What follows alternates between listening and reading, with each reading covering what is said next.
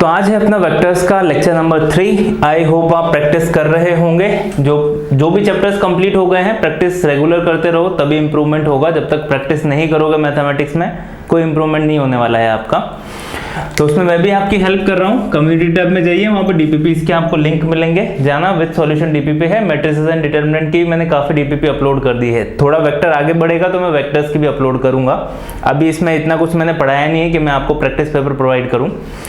तो जैसे ही चैप्टर थोड़ा सा कंप्लीट होगा वो मैं प्रोवाइड करूंगा आपको। अब आज का जो लेक्चर है उसमें अपन कुछ बेसिक क्वेश्चन सॉल्व करेंगे। जैसे ये सब्जेक्टिव क्वेश्चंस हैं कि सर ऐसे क्वेश्चन पूछे जाते हैं कि एग्जाम में, हाँ चांसेस हैं क्वेश्चन आ सकता है इस कैटेगरी का एग्जाम में। अब जैसे ये देखो, सम ऑफ मीडियन वेक्टर्स हमेशा 0 होता है, तो ये एक रिजल्ट भी है और आपको प्रूफ करने के लिए भी बोल दिया तो अपन साथ में प्रूफ भी कर लेंगे। अपन को पता भी चल जाएगा कि इस कैटेगरी के क्वेश्चन सॉल्व किस टाइप से करते हैं, और दूसरा अपन को रिजल्ट भी याद हो जाएगा। तो यस, पूछे जा सकते हैं, बाकी चांसेस कम है इस कैटेगरी के क्वेश्चन पूछे जाने का वेक्टर्स में से। बाकी ऐसे क्वेश्चन सॉल्व करने आपको जरूरी हैं। कि सर वेक्टर्स में से फिर क्वेश्चन कहां से आता है, तो जो मैक्सिमम प्रोबेबिलिटी है ना जहां से क्वेश्चन पूछा जाएगा वो है अपना dot product, cross product. Vector product और जो स्केलर प्रोडक्ट है ना बस वहीं से पूछे जाते हैं। देखो अब वेक्टर प्रोडक्ट और जो स्केलर प्रोडक्ट है ना वो 2 वेक्टर्स के बीच में होंगे और एक बार 3 वेक्टर्स के बीच में होंगे, तो वहीं से मैक्सिमम क्वेश्चन वहीं से पूछे जाते हैं। जो बॉक्स वगैरह है वो अपन आगे पढ़ेंगे। वो जो है ना वो पार्ट थोड़ा सा सिंपल भी है। ये जो है ना ये ज्योमेट्रिकल टाइप पार्ट ये थोड़ा सा डिफिकल्ट है, तो इसमें थोड़ा सा आपको बोरिंग जैसा लगेगा। बाकी जैसे ही थोड़ा सा आगे बढ़ेंगे अपन और आप कंफर्टेबल हो जाओगे। Prove that median vectors drawn from vertices of a triangle has sum 0। तो देखो बोल क्या रहा है, जैसे ये अपने पास ABC हुआ, ठीक है।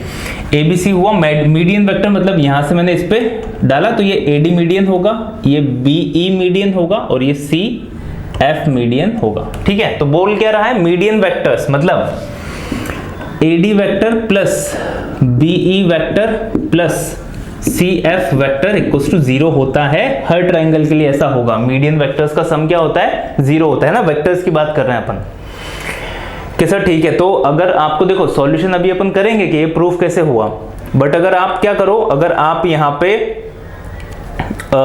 सीधा रिजल्ट भी याद रखना चाहो ना तो सीधा रिजल्ट भी याद रखना। अब देखो प्रूफ कैसे हुआ, तो सपोज करो यहाँ पे, अब देखो जैसे अपने पास यहाँ पे अब जो मीडियन होता है ना सामने वाली साइड को बाइसेक्ट करता है। याद है या नहीं याद, ये रिजल्ट आपको याद होना चाहिए। मीडियन हमेशा सामने वाली साइड को क्या करता है, बाइसेक्ट करता है। बाइसेक्ट का मतलब 2 बराबर भागों में बांटता है। तो अपने पास सपोज करो ये ओरिजिन है, यहाँ पे ये ओरिजिन है। अब ये अगर ओरिजिन है और ये यहाँ से मैंने ये इसको बाइसेक्ट कर दिया, ये हुआ मेरे पास A वेक्टर, ये हुआ मेरे पास B वेक्टर और ये क्या हुआ मेरे पास C वेक्टर, है ना। C पॉइंट पे मैंने यहाँ से एक लाइन ड्रॉप कर दी, वो उसको बाइसेक्ट कर रही है ना, दोनों बराबर पार्ट है, रेशो 1 होगा। तो अगर ऐसा हो तो मैं यहां से बोल सकता हूं ना 2C vector equals to A vector plus B vector. आप ऐसा बोल सकते हो कि हाँ, क्यों नहीं बोल सकते, अपन बोल सकते हैं यहां पे ऐसा। देखो A vector plus B vector ये पूरा लेंथ हो जाएगा।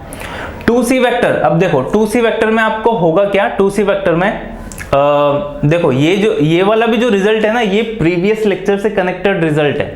प्रीवियस लेक्चर में अपन ने क्या सीखा था, वो जो रिजल्ट होगा ना प्रीवियस लेक्चर में जो मैंने सिखाया था आपको, वो इसमें भी यूज हो रहा है इस क्वेश्चन में और इस वाले क्वेश्चन में भी यूज होगा। तो एक बार अपन फिर से रिवाइज कर लेते हैं उसको। उसमें क्या था, जैसे यहाँ पे ये A वेक्टर हुआ, ये C वेक्टर हुआ और ये अपने पास B वेक्टर हुआ। ये 2 है और ये 3 रेशो है, ठीक है। तो यहाँ पे अपन ने C वेक्टर की वैल्यू निकाली थी, तो C वेक्टर की वैल्यू कितनी आई थी, 3 into A vector, 3A vector plus 2B vector upon 3 plus 2, है ना। इंटरनल डिवीजन अपन यूज कर रहे हैं, इक्वल्स टू 5C वेक्टर। तो ये कितना हो जाएगा, 2B vector plus 3A vector equals to 5C vector. तो अपन ने इसको कैसे कंपेयर किया था, अगर ऐसा हो x A vector plus y B vector minus x plus y C vector equals to 0, तो इसका मतलब क्या होता है, अगर ऐसा पॉसिबल हो रहा है तो इसका मतलब ये क्या होता है, इसका मतलब होता है कि जो A वेक्टर B वेक्टर और C वेक्टर है ना ये एक ही लाइन में है, कॉलिनियर है। अब यहाँ पे देखो ये वाली डिस्टेंस सेम है, तो अपने यहाँ पे 2C वेक्टर इक्वल्स टू क्या होगा, A vector plus B vector. अब कि सर A वेक्टर है क्या, तो A वेक्टर तो यहाँ से लेके यहाँ तक की लेंथ है, इसी को तो अपन A वेक्टर बोलते थे, पोजीशन वेक्टर निकाल के अपन। और ये वाली लेंथ कितनी है, बी वेक्टर के इक्वल, ये वाली लेंथ कितनी है, सी वेक्टर के इक्वल। तो यहाँ पे क्या होगा, 2c vector equals to a vector plus b vector. तो अगर ये रिजल्ट आपको समझ आया है ना, तो बस यहीं से अपना क्वेश्चन सॉल्व हो जाएगा, है ना। जो भी है ये रिजल्ट ही है, बस इसी पे बेस्ड अपना क्वेश्चन सॉल्व हो जाएगा। अगर आपको मिड पॉइंट से सोचना है तो मिड पॉइंट से भी आप सोच सकते हो। तो ये मिड पॉइंट है, तो c vector equals to a vector plus b vector upon 2, तो यहाँ से भी यहीं तक पहुंचोगे, 2c vector equals to a vector plus b vector. अब देखो यहाँ पे सोचना क्या है, इसको प्रूफ करने के लिए अब अपन को ये प्रूफ करना है। तो अभी ये जो है ना, इसको ओरिजिन सपोज करो, ये जो पॉइंट ए है ना, इसको ओरिजिन सपोज करो, और ये A vector B vector C vector जैसा बिहेव कर रहे हैं, समझे। मतलब ये वाला रिजल्ट अपन को इधर यूज करना पड़ेगा। तो यहाँ पे ए को मैं अगर ओरिजिन समझू, तो ये देखो ये मिड पॉइंट वाला वेक्टर होगा, तो यहाँ पे कितना हो जाएगा, 2 ऑफ कौन सा, AD vector, 2 of AD vector equals to AB vector plus इधर वाला क्या, AC वेक्टर। समझ आया क्या किया, वही वाला रिजल्ट अपन ने यहाँ पे यूज किया है। अब सेम टू सेम इधर इसको ओरिजिन सपोज किया था, अब एक बार इसको ओरिजिन सपोज कर लो, तो यहाँ पे क्या होगा, 2BE vector equals to BC vector plus BA vector. और सिमिलरली इसको जब आप सपोज करोगे तो 2CF vector, 2 of CF vector equals to CB vector plus CA vector. ठीक है, तीनों को ऐड कर दो, तीनों को ऐड करोगे देखो BC और CB दोनों कैंसिल आउट हो गए, CA और AC ये दोनों कैंसिल आउट हो गए, है ना, क्योंकि अपन को पता है AB vector equals to minus का BA वेक्टर होता है, दोनों में माइनस का डिफरेंस होता है। तो ये BA है, तो ये BA AB से कैंसिल आउट हो जाएगा। तो अपने आप क्या है, 2 कॉमन आने के बाद क्या हो जाएगा, AD plus BE plus CF vector equals to 0। तो ये रिजल्ट प्रूफ हो गया ना।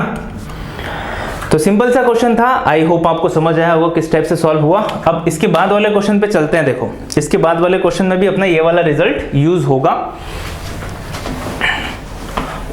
तो ये जो क्वेश्चन है ना, थोड़े से बोरिंग है, और ज्योमेट्रिकल वाले जो क्वेश्चंस होते हैं वेक्टर में वो बोरिंग ही होते हैं, बट ऐसा नहीं है कि ऐसे क्वेश्चन पूछे नहीं जाते, पूछे जा सकते हैं एग्जाम में। इसलिए कुछ क्वेश्चंस अपन सॉल्व करेंगे आज के लेक्चर में बस। अब सेकंड नंबर का क्वेश्चन देखिए। इन सेकंड नंबर क्वेश्चन में क्या है, ट्रांसवर्सल कट। ट्रांसवर्सल का मतलब क्या होता है, एक लाइन, किसी भी टेढ़ी लाइन जो है ना, मतलब हॉरिजॉन्टल नहीं होनी चाहिए और अपनी पैरेलल नहीं होनी चाहिए। हॉरिजॉन्टल तो ये और वर्टिकल ये, तो हॉरिजॉन्टल और वर्टिकल नहीं होनी चाहिए। कोई भी एक टेढ़ी लाइन जो होगी ना, उसको अपन ट्रांसवर्सल बोलते हैं। तो देखो क्वेश्चन क्या बोल रहा है, transversal cut the side OL OM and diagonal ON of a parallelogram. तो देखो एक पैरेललोग्राम है, तो ये अपन ने पैरेललोग्राम बना दिया, ठीक है। तो देखो, तो एक OL है, तो ये OL ले लो, OM तो ये वाला साइड M हो जाएगी, और ON डायगोनल है, तो ये वाला क्या होगा, ये ON होगा। ये मैंने ON डायगोनल बोल दिया। डायग्राम देखो अपन को पढ़ के ही बनाना पड़ेगा। क्या बोल रहा है, transversal cut the side OL, तो OL मिल गई मेरे को, OM भी मिल गई, ON तो ON भी मिल गई, of a parallelogram at ABC। तो एक टेढ़ी लाइन, तो आप ये बोल दो, ये है अपने पास ट्रांसवर्सल, ठीक है, टेढ़ी लाइन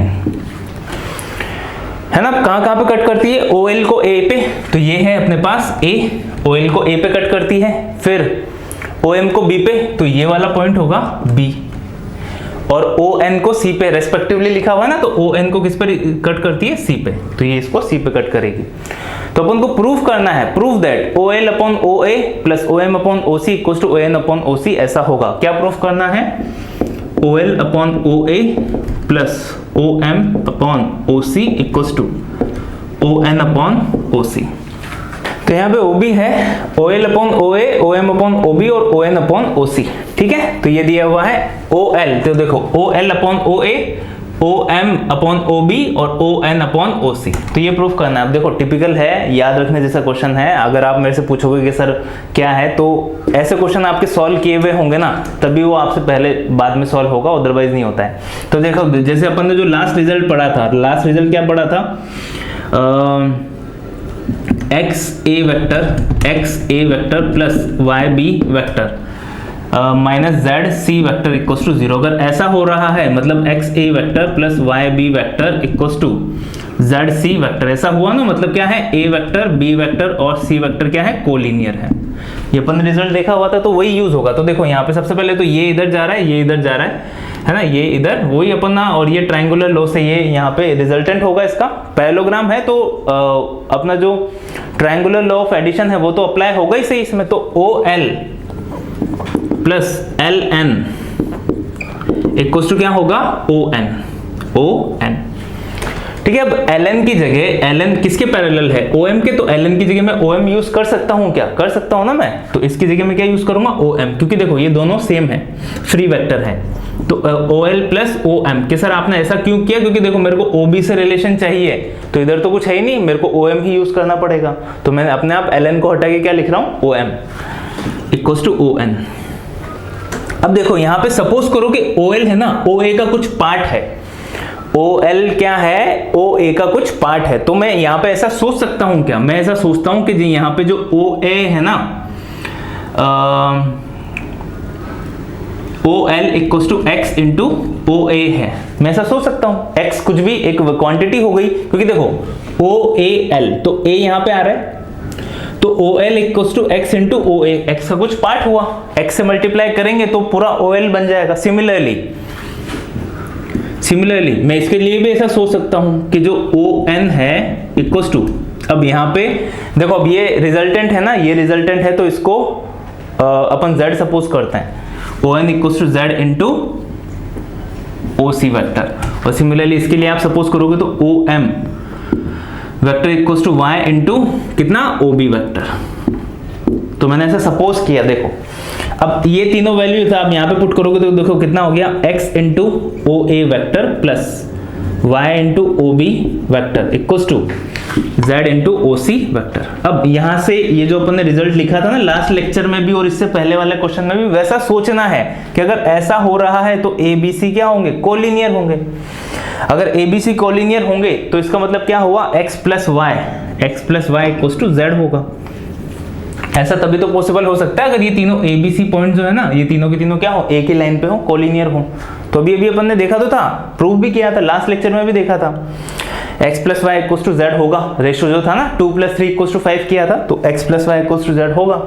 अगर ये हुआ तो x की वैल्यू क्या है यहाँ से, OL upon OA, OL vector upon OA vector, plus y की value OM upon OB, OM vector upon OB vector equals to z की value ON vector upon OC vector. तो देखो ये हो गया प्रूफ। तो इस टाइप से, इस कैटेगरी के जो क्वेश्चन है ना, इस टाइप से सॉल्व करने पड़ते हैं।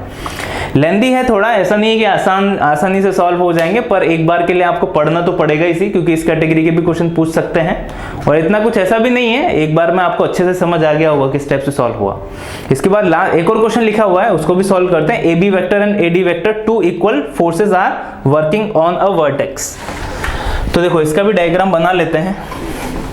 तो एक वर्टेक्स पे है ना 2 इक्वल फोर्स काम कर रहे हैं, 2 इक्वल फोर्स काम कर रहे हैं एक वर्टेक्स के ऊपर।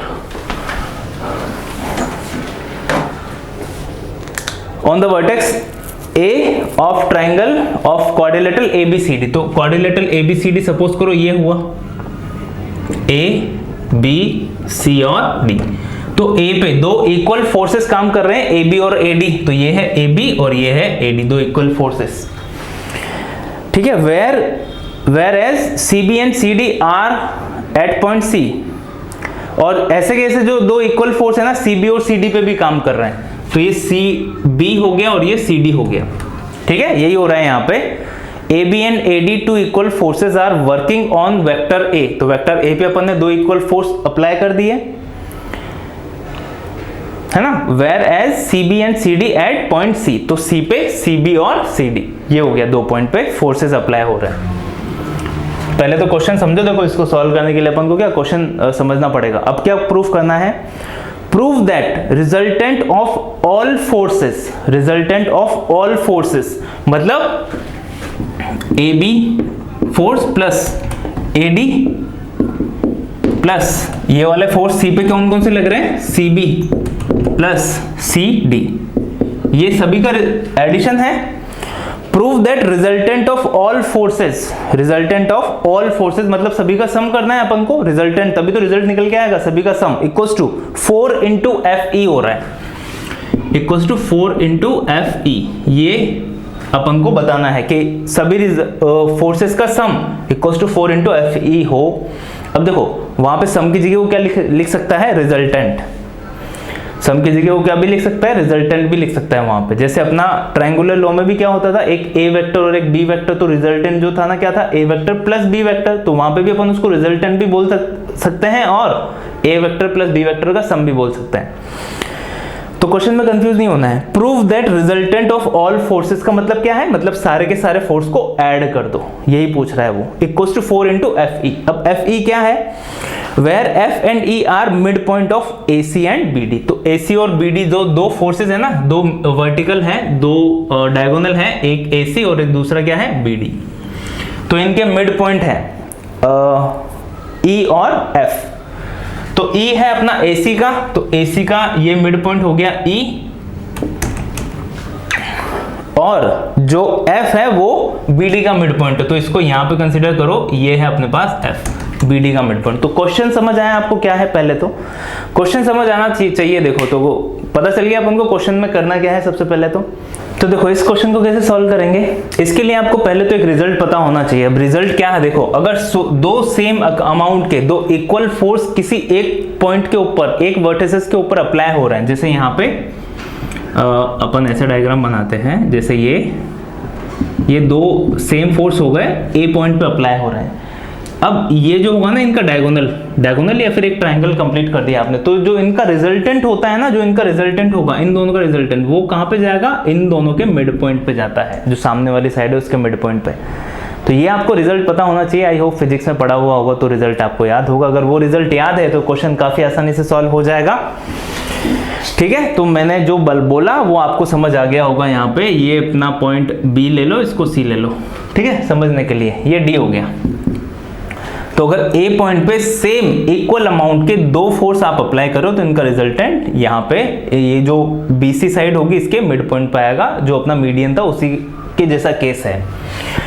तो अभी देखो है ना, अभी अपन क्या कर रहे हैं, अभी अपन C पॉइंट की बात करें तो C पॉइंट पे एक इधर फोर्स लग रहा है और एक इधर फोर्स लग रहा है ना। अब ये D और B तक जा रहा है, तो इनको मिलाने वाला और लाइन कौन सी हो गई अपने पास, DB। अब DB का मिड पॉइंट क्या है, F बोला हुआ है ना, DB का मिड पॉइंट F है। अपन ने यहाँ पे शो नहीं किया क्योंकि वो थोड़ा सा अच्छा थोड़ा ना लगता है। ये देखो अभी ये मिड पॉइंट लग नहीं रहा, बट एग्जैक्टली ये क्या है, DB का मिड पॉइंट। तो इसका रिजल्टेंट कहाँ पे होगा, यहाँ पे होगा। समझ में आ गया आपको, CF क्या होगा, इसका रिजल्टेंट होगा।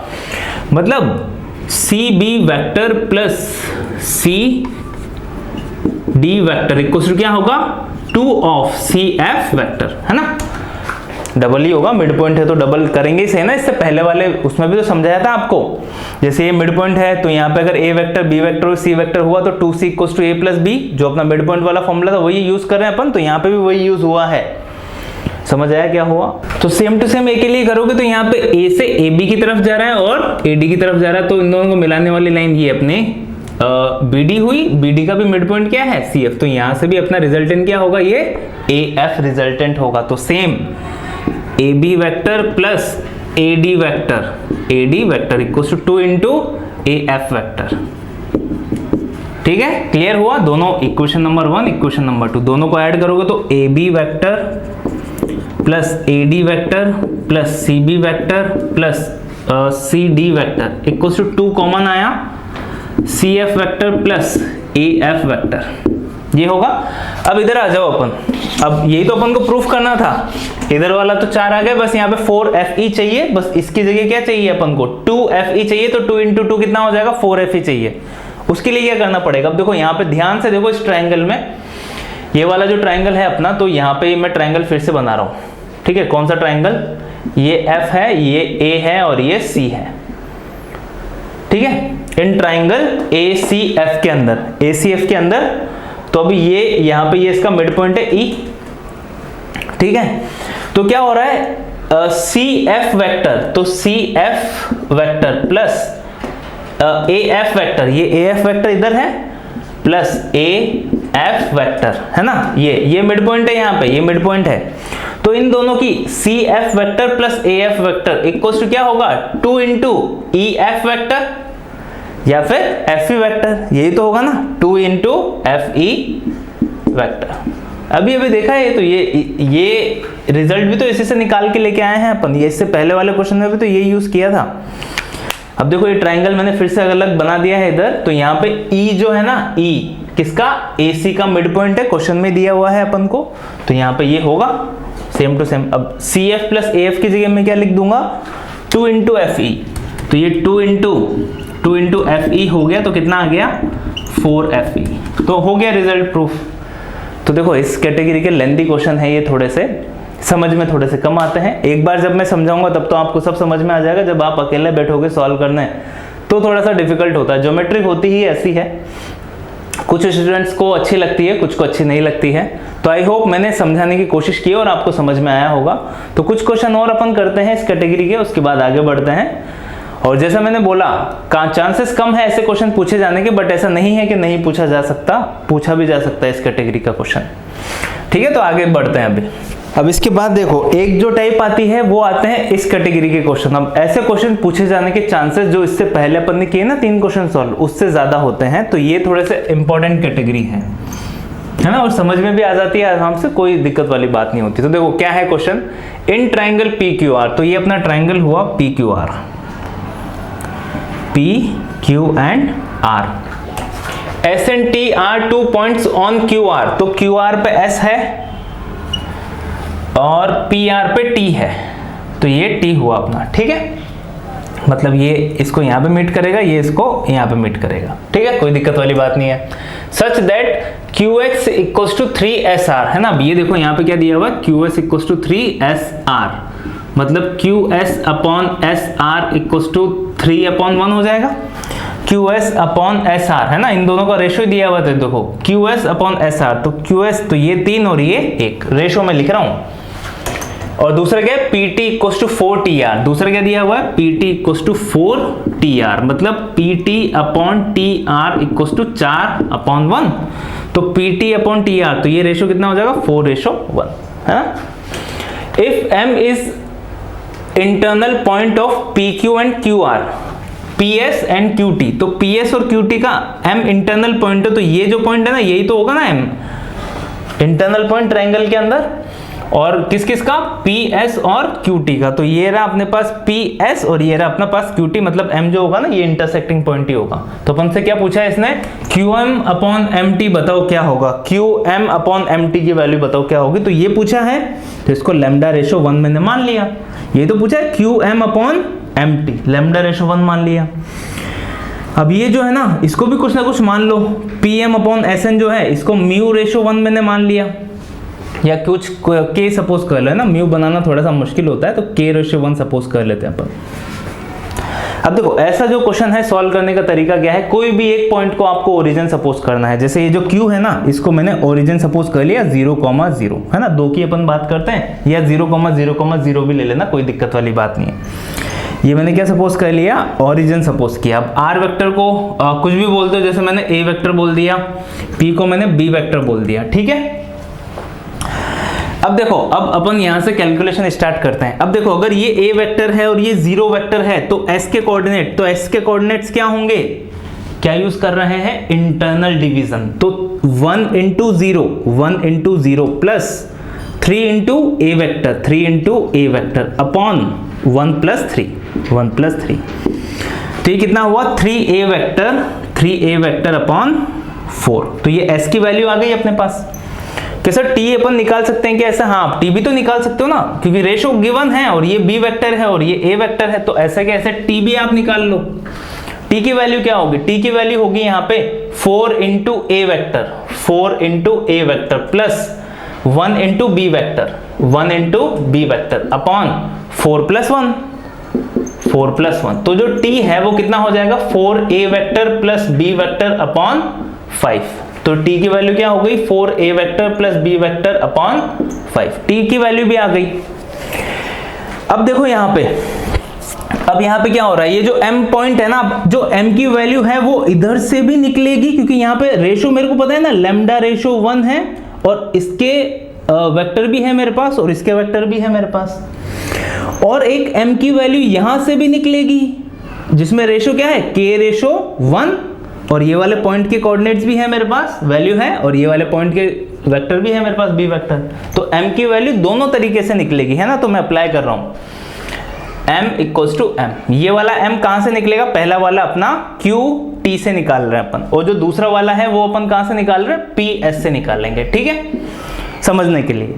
तो m वाला पहले अपन m किससे, q t से निकालते, तो यहां पे क्या होगा, देखो 1 इंटू 0, तो यहां से m की जो वैल्यू आएगी वो कितनी आएगी, 1 इंटू 0 प्लस लैम्डा इंटू ये पूरा plus lambda into 4a plus b upon 5 upon lambda plus 1 equals to same m की वैल्यू इधर से निकालो, तो वो कितनी होगी, k इंटू ये वाला s की वैल्यू कितनी है, 3/4, तो ये हो जाएगी k into 3a vector upon 4 plus 1 into ऊपर b वेक्टर, तो 1 इंटू b वेक्टर अपॉन क्या होगा, k प्लस 1। इसको सिंप्लीफाई करना है, तो देखो ये तो पूरा 0 हो जाएगा, यहाँ पे कितना होगा, यहाँ पे होगा अपने पास a वेक्टर और b वेक्टर को साथ साथ लिख दो अभी के लिए, तो यहाँ पे देखो कितना होगा, यहाँ पे हो जाएगा लैम्डा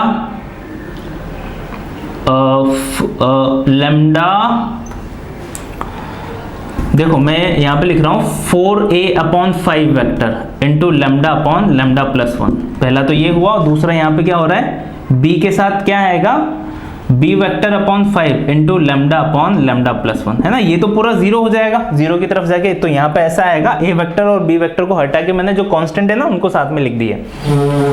यहाँ पे भी सेम टू सेम लिखो, यहाँ पे भी सेम टू सेम लिखेंगे, तो 3a upon 4, 3a vector upon 4 के साथ क्या आएगा, k upon k plus 1, k upon k plus 1, ये हो गया प्लस, मतलब एलसीएम अलग अलग किया है, इधर तो नॉर्मल है, तो b vector upon k plus 1, तो इधर का a वेक्टर उधर का a वेक्टर दोनों कंपेयर करेंगे ना। अभी यहाँ पे क्या करना है,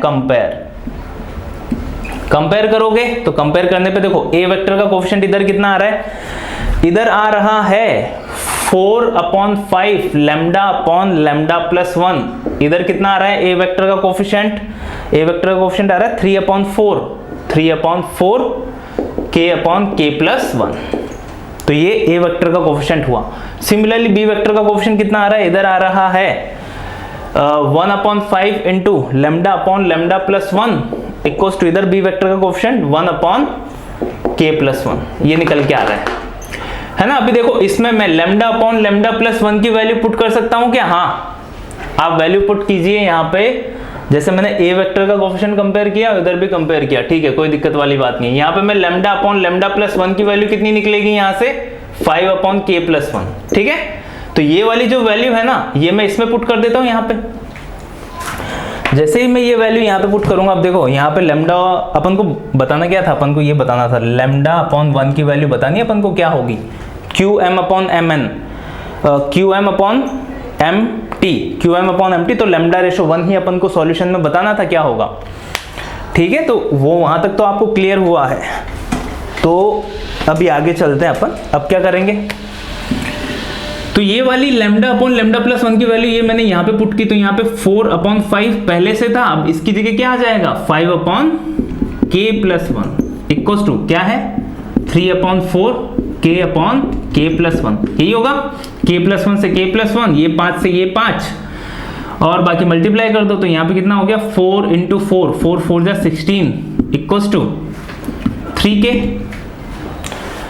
k प्लस 1 से k प्लस 1 कटा, 5 से 5 गया, 4 4 जा 16 इक्वल्स टू 3k, तो k की वैल्यू आ गई कितनी, 16/3, कोई प्रॉब्लम वाली बात नहीं। अब देखो यहाँ पे क्या था, यहाँ पे था lambda upon lambda plus 1 equals to 5/k plus 1। क्या मैं यहाँ पे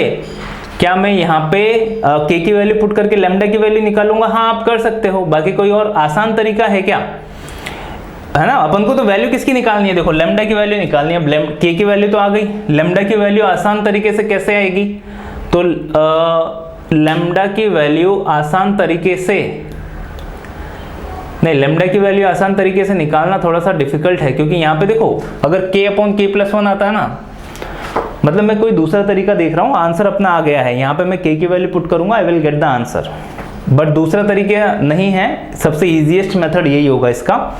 अब देखो लैम्डा की वैल्यू निकालने के लिए क्या, क्रॉस मल्टीप्लाई कर दो, तो यहाँ पे कितना हो जाएगा, lambda into k plus lambda equals to 5 lambda plus 5 lambda की वैल्यू, तो lambda into k minus 5 equals to 4 lambda, ऐसा हुआ। लैम्डा को कॉमन निकाल लो, उधर सभी के सब इधर लेके आ जाओ, तो यहाँ पे lambda into k minus 4 lambda equals to 5 ऐसा हो जाएगा। लैम्डा कॉमन ले लो, कितना हुआ 4 माइनस के माइनस 4 इक्वल्स टू 5। के की वैल्यू आ गई है 16/3 पुट कर दो, तो lambda into 16/3 minus 4 equals to 5। तो 16 माइनस 4, तो लैम्डा इंटू कितना बचेगा यहाँ पे, 16 में से 4 3 12 सब्ट्रैक्ट होंगे तो 4/3 रिमेनिंग रहेगा इक्वल्स टू 5। तो लैम्डा इक्वल्स टू कितना हो गया, 5 3 15/4। तो ये अपने पास लैम्डा की वैल्यू आ गई है और कुछ कैंसिल आउट नहीं हो रही है। मे भी कुछ मिस्टेक हो गई हो बीच में। देखो ये जो क्वेश्चन है इस टाइप से सॉल्व करते हैं, समझ आया होगा आपको किस टाइप से सॉल्व हुआ। तो ये बढ़िया कैटेगरी है। अब इसको सॉल्व करने के बहुत सारे तरीके हो जाते हैं। देखो किसी ने इसको ओरिजिन सपोज कर लिया तो उसका कैलकुलेशन थोड़ी सी वेरी करेगी, बाकी लैम्डा की वैल्यू सेम आएगी। किसी ने इसको ओरिजिन सपोज कर लिया, इसको ए वेक्टर सपोज कर लिया, इसका position vector B vector suppose कर लिया, तो उसका कुछ आंसर कैलकुलेशन में थोड़ा सा डिफरेंट होगा, बाकी आंसर क्या है सेम आने वाला है। तो बेसिक जो प्रोसीजर है ना क्वेश्चन को सॉल्व करने का, वो आपको समझ आया होगा कि हाँ किस टाइप से सॉल्व करते हैं। इस कैटेगरी का कोई क्वेश्चन आ गया तो बस ये क्वेश्चन समझ आया होगा आपको। आज के लेक्चर में बस इतना ही। आई होप आज आपने कुछ नया सीखा होगा। Thanks for watching. Do like share and subscribe the channel.